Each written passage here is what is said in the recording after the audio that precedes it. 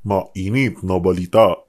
Wala kayong partido sinamahan, independent kayo, pero meron na bang mga kilalang personalidad o may grupong malalaki na nagpahayag ng pagsuporta sa inyo ko? Malalaking grupo ang nagpahayag sa akin at ang maganda nito pati yung gagamitin natin kasi ito hindi nangyari sa una kong pagtakbo. Hindi pa ako nagpapail ng COC, meron na nagpahayag ng kanilang kagustuhan na suportahan ako pati yung gagamitin natin. Yung resources, ayaw nilang pabanggit kasi ang gusto nila wag na lang kung sabi niya. Kasi naman ang pagtulong naman namin, wala naman kaming inihinging kapalit. Ayun. Tinanong ko na kagad. Ito bang pagtulong na ito kako, may hinihingi po kayong kapalit na gagawin ko hindi kanya. Basta gusto ko lang na makarating ka doon. Ang gusto ko lang kanya makarating ka doon. Sapat na sa akin nakabayaran yun. Yun naman na sinasabi nila. Nakatanggap ako ng text message mula doon sa staff ni dating Pangulong Rodrigo Duterte. At nagpasya sila na pwede ka naming tulungan, sabi naman nila. Sino naman ang ayaw? Ano?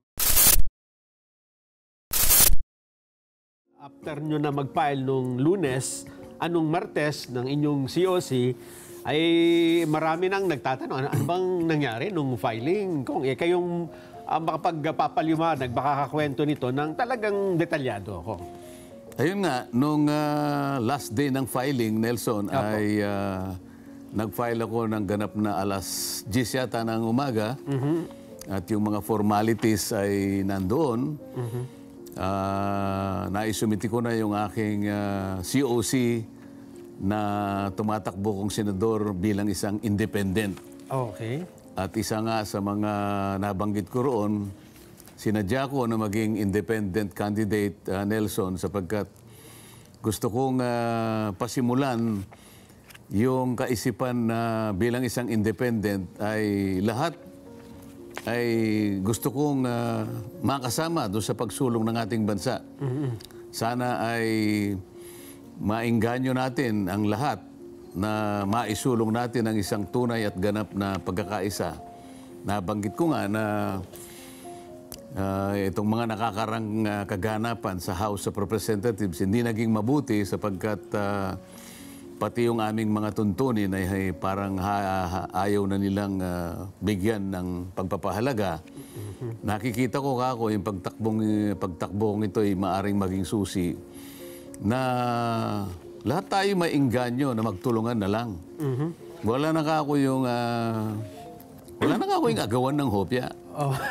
Wala na kako yung pasiklaban. Siguro magpasiklaban tayo kung paano natin iisipin, magkatulungan tayo. Di ba? So sa pagiging independent ko, Nelson, gusto kong mapansin nila. Ang lahat tayo ay mayroong karapatang magpahayag ng sarili natin. Ngunit palagi nating iniisip yung kalagayan at kapakanan ng bansa. Kaya huwag tayong magawa yan. Ayaw ng bansa, ayaw ng mamamayan na nag-aaway tayo. Ang gusto nilang makita ay pasiglahin natin ang pagtulong sa isa't isa. Magsilbi tayo sa kanila. Ngunit ang batayan ng pagsisilbi, paglilingkod, ay palaging nandun sa pagkakaisa. Yun ang mensahe lang, Nelson. Kaya lang, Kong, ang isa sa may disadvantage sa pagiging independent kasi wala kayong malaking grupo na po pwedeng tumulong sa kampanya, Kong. Lalong-lalo na, Senator national position ang inyong tinatakbuhan. Paano ninyo magagawa ito, Kong? Ang sinasabi mo, Nelson, ay traditional na political machinery. Ngunit magtataka ka, kasi yung simula ko pa lang, yung pagpapail ko pa lang, hindi ko alam na ganoon karami na yung tao pa lang nag-aabang sa akin. Hindi ko sinasadya yun eh. Wala akong media na kasama, wala akong kilalang vlogger. Akalain mong nung ako'y bumaba na at papunta na nga dun sa kung saan magpapail ng COC, nakita ko yung mga tao talaga nagkakawayan na. So sabi ko dun sa mga kasama ko, o sige, puntahan nyo muna sila na maghintay sila sandali sapagkat merong seremonya dito sa loob. Kailangan nating i-file ito at meron tayong mga pipirmahang mga formalities dito pagkatapos ay magtatalumpati ng konti at may magtatanong yatang mga kasamaan sa media. At pagkatapos lalabas ka ako, doon na tayo mag-usap. Ayun. Doon sa may paglabas mo ng kalsada, tatawid ka ng kalsada, nandun lahat yung mga tao. Nakita nga namin sa video, kaya pala kayo nakahinto doon. Sinalubong kayo ng mga tao, Kong. Ngayon, ang ibig ko sabihin, kahit na ako'y walang makinarya, pagka mga tao naman pala ang nagpapahayag, mararamdaman mo talaga na yung panawagan talagang malakas. At sari-sari ng mga forum ang nag-iimbita sa akin. Kaya ako nahuli ngayon, galing ako doon sa Pandesal Forum sa Kamuning. Na napakarami kasi ang nagtanong, kaya ayun, nasakripisyo yung ilang oras at nahuli nga ako. Ngunit hindi naman ako papayag na hindi ako makahabol kahit na ilang minuto lang. Meron na bang, bagamat wala kayong partido sinamahan, independent kayo, pero meron na bang mga kilalang personalidad o may grupong malalaki na nagpahayag ng pagsuporta sa inyo, ko? Malalaking grupo ang nagpahayag sa akin at ang maganda nito pati yung gagamitin natin. Kasi yung pinaka problema ng isang kandidato na walang makinarya, kagaya ng iniisip mo, wala ka nang makinarya, wala pang tutulong sa'yo. Yes. Pero sa aking parte, ito hindi nangyari sa una kong pagtakbo. Hindi pa ako nagpapail ng COC, meron na nagpahayag ng kanilang kagustuhan na suportahan ako, pati yung gagamitin natin. Yung resources, yung pinag-uusapan natin dito, Nelson, yung wherewithal, na pinaka-importante, sapagkat alam mo naman, kapag ang isang sasakyan ay gagamitin mo, hindi ka masyado makakalayo pag wala kang gasolina. Naman, no? Yun ang palagi mong iniisip. Ayan. Ang tinutukoy ko, Kong, ay kasi marami kaming nakita na gustong tumulong sa inyo, pero ayokong magbanggit ng pangalan eh. Kayo na mismo, baka may... Kasi nabalitaan ko lang naman, Kong. Hindi, talagang may nagpapahayag, pero wala naman akong nakuhang permiso sa kanila, nababanggitin ko yung pangalan nila. So hindi pa pwede. Sana kung halimbawa, pwede ko bang banggitin ang pangalan mo? Okay, ayaw nilang pabanggit. Kasi ang gusto nila, wag na lang kung sabi niya. Kasi naman ang pagtulong naman namin, wala naman kaming inihinging kapalit. Ayun. Yun ang kagandahan. No? Kasi ako naman, nung sila ay nagpahayag ng pagtulong, ay tinanong ko na kagad. Ito bang pagtulong na ito ako, ay may hinihingi po kayong kapalit na gagawin ko? Hindi kanya. Basta gusto ko lang na makarating ka doon. Ang gusto ko lang kanya, makarating ka doon. Sapat na sa akin nakabayaran yun. Yun naman ang sinasabi nila. Kung ang isang independent, ay karaniwan din naman, meron namang adoption, Kong, ng mga party, di ba? Na isinasama kayo sa lineup, lalo na kung kulang sila. Pwede namang ganon. Pwede yung ganon. Ang katunayan yan, pagkatapos ko nga makapag-file ng COC, at napuntahan ko na yung mga tao na nagtitipon-tipon. Napakarami nila ron doon sa may kabila ng kalsada. At nung magpahinga kami, bumalik kami ron doon sa Manila Hotel, nakatanggap ako ng text message mula doon sa staff ni dating Pangulong Rodrigo Duterte. Na kung po pwede raw, kung meron po kayong panahon kahit na mga 10 minutes lang, gusto naman po kayong makumusta ni dating Pangulo. Nung ibigay nila yung lugar, ay talagang malapit lang. Kaya sabi ko, sige, pupunta po ako, ngunit nagmamadali rin kami dahil sa meron pa po kaming ibang pupuntahan. Yun lang. At nakita ko rin naman siya, binati ko at sana'y maganda naman ang kanyang yung kanyang kulay dyan, Nelson. Kaya sabi ko sa kanya, mukha pong maganda naman po yung ano nyo, ang kalagayan po ng inyong kalusugan. Yun lang naman ang tinanong ko. So nung nag-file kayo, nandito sa Maynila ang dating Pangulo? Hindi ko alam na nandito nung mag-file ako. Nung pagkatapos ng filing, doon ko na-receive yung text message. Na magkita kayo? No, nagkagustuhan niya lang na makumusta niya lang ako, siguro. Dahil siyempre, magkakilala naman kami. Ganun ang nangyari at nagpasya sila na pwede ka naming tulungan, sabi naman nila. Sino naman ang ayaw? Ano? naman, Ang totoo niyan, hindi lamang sila ang nagpasya na tulungan ako, pati yung partido ni dating Senador Miriam Santiago. Yung PRP. Sinabi rin nila sa akin na i-adapt ka namin bilang isa sa aming mga senador. Yung Workers and Peasants Party na dating Labor Party, nagpahayag din sila ng kanilang kagustuhan na i-adapt ako. At saka mayroon pang isa na nakalimutan ko yung kanyang acronym. Sa Makatwid, parang 4 o hanggang 5 na partido ang nagnanais na sana'y suportahan nila ako. Ay sabi ko naman ay lahat po kayo, ako pinasasalamatan ko ngayon pa lang. Ayun. Kung ang siguro, ito naman alam nyo na rin na ang pagtakbo sa National Post at sa iba pang mga pwesto, kuminsan ay pagiging tanyag na lang ng pangalan Katulad nitong report na natanggap natin, umaabot po pala sa 91 ang mga celebrity at social media personality ang nag-file ng COC. Ito ay magkahalo na po, national at local elections sa May 2025. 26 sa mga ito tatakbo sa pagkasenador. O ang iba naman ay nominee ng party list group. 65 naman sa local position.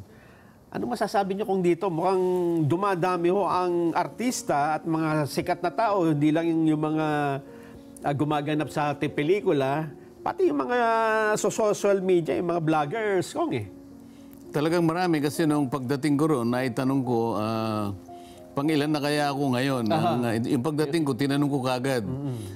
Dito po sa latest count namin sa Senador, wala pa po kayo rito, pandagdag lang po kayo. Parang 134 na nun Dami. Sabi ko, ganun ba karami? Ganun po karami. So wala naman tayong magagawa, Nelson.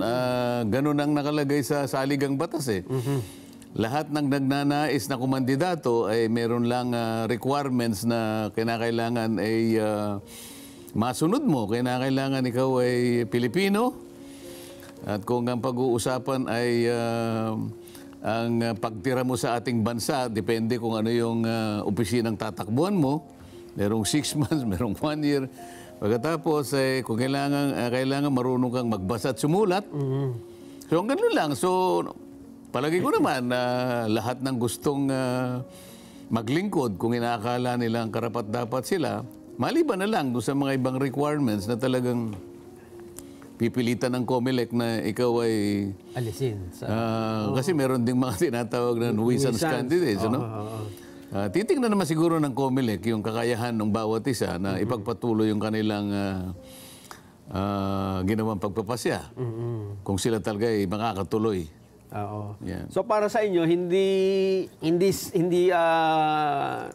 dapat pagtalunan kung yan man ay artista, sikat man o hindi, kundi baka pag naupo yan, anong gagawin niya? Parang ganun po ang inyong pananaw dito, Kong. Kasi hindi naman ako yung dapat magpasya kung sino ang dapat na kumandidato sapagkat baka sabihin naman nila bias kasi kasangkot ako sa mga tumindig na tatakbo. Yan ay pinauubaya ko na lamang sa paghatol ng ating mga kababayan na may karapatang bumoto. At alam ko naman ay unti-unti ay nabubuksan ang kanilang mga kaisipan, Nelson, na kailangan nilang talagang pakapiliin. Kasi in the final analysis, ang pinag-uusapan natin dito ay yung paglilingkod na kanilang ipinangako. Ayun. Siyempre, yun ay puro pangangako yun. Titingnan mo siya kung yung pangangako niya ay may sasakatuparan niya. Kasi kaya naman importante yun. Ikaw din naman ang paglilingkuran Ikaw ang maasa na sila ibabalik sa'yo para yung karampatang paglilingkod na inaasahan mo sa kanila. Kaya mo nga sila pinagtiwala ng kapangyarihan Ngayon, meron na silang maraming karanasan ngayon. Kasi sa dami ng mga nakita nilang kandidato, matanda at bata, maaaring iba'y umulit na ng ilang panahon, Tsaka nila ngayon sukatin doon sa kalagayan ng ating lipunan, kaya kalagayan ng ating bansa bilang sa kanyang kabuuan, sa kanyang ekonomiya, at sa lahat ng aspeto, kung yung pangangako na nagawa sa maraming panahon na eleksyon na lumipas sa ating buhay, sila nang bahalang umatol doon. Di ba? Yes. So kung ito pong desisyon ninyo na tumakbo sa pagkasenador, ito ay wala nang atrasan, Kong. Wala na. Kasi sinabi ko naman talaga yan. Aha. At kahit sa pagtatanong nila sa akin, pagkatapos na ako'y makapag-file ng COC, kasi maraming mga media practitioners doon. Opo. Kung nung kayo po ay unang nagtangka na tumakbong senador, kayo po ay biglang nag-back out. Yes. Malapit-lapit na po. Ang sagot ko ron hindi kasi ako ganap na nakahanda noon. Pero ngayon kako matibay na ang aking pasimula, di ba? Pati ang aming paghahanda ay medyo naayos namin. Kaya ngayon ay wala nang atrasan. Kasi kung ikukumpara natin nung unang tumakbo kayo, parang mas may partido kayo noon, Kong, hindi ba? Kasama kayo sa unit team, Hindi, in-adapt lang ako ng unit team. Adapt din. Adoption yun. At adoption din ako dun sa PDP Laban. Oo, pero ang sabi ko nga sa'yo, walang makinarya na pansarili ko. Ayun. Ang kagandahan ngayon, meron akong sariling, yung binuo naming makinarya na nakabatay sa voluntarism. Sa iba't ibang lugar, puro volunteers ito. At pagkatapos, may nag-volunteer din naman na tutulong sa amin para yung mga panggasolina namin. Sabi ko nga sa iyo, kung sa isang sasakyan, ay hindi naman kami mabitin sa aming mga pinupuntahan. Oo nga, oo.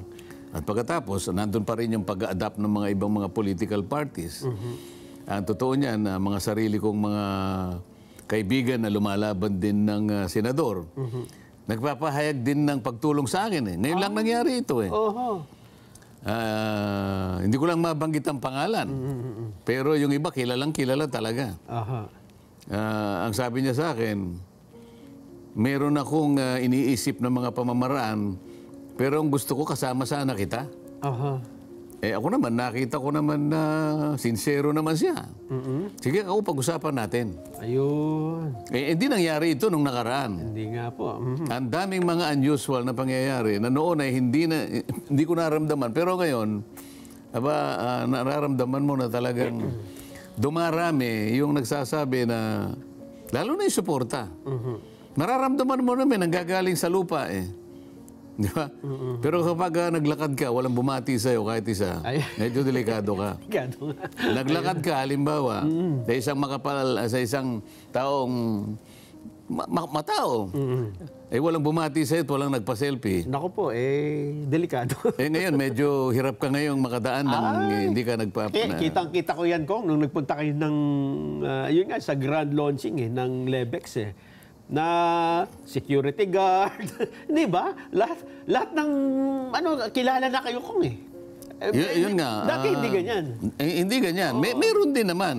Meron din naman. Hindi katulad ngayon. Pero kung ikukumpara ko nga dun sa nakaraan, hindi ganito Sabi ko nga sa'yo, isipin mo, pagpasok ko pa lang sa aeroplano nakita ko ng piloto Akala'y magpapaselfie sa akin. Ang gusto pa niya, pumasok ako doon sa cockpit. Sa cockpit, Sandali lang naman po Hindi ba bawal? Hindi, okay lang po, mga ilang segundo lang. Saan ka ako uupo dyan? Doon po sa upuan ko. Nangyari ba sa akin noon yun? Hindi. Marami. Kaya sabi ko, palagay ko, pagka napagtiyagaan natin, na talagang ipakilala natin ang sarili, na yun lang, kung ano yung nilalaban natin. Palagi ko naman sinasabi yun Basta po nasa tama lang tayo. Basta yung katapatan lang po sinusundan natin. Huwag po kayong mag-alala. Hindi naman po tayo nagtatapang-tapangan lang at sinasabi natin, kasi kapag katama po, wala talagang pag-aalinlangan na magandang gawin at nakikita naman ng tao. Ayan. Po kayo at nahuli po ako. Sana'y maunawaan ninyo na napakarami ko po talagang kinakausap ngayon. Lahat po ay nagpapahayag ng pagsuporta sa akin. At alam ko naman, kahit hindi ko kayo nakakausap na isa-isa, dito lamang po sa feedback na nakukuha ko, alam ko pong kayong lahat ay nasa likod ko. Isang araw, magkikita-kita rin po tayo para pasalamatan ko po kayo na nanggagaling po sa aking puso. Salamat po sa inyo. Ayan, at anunsyo.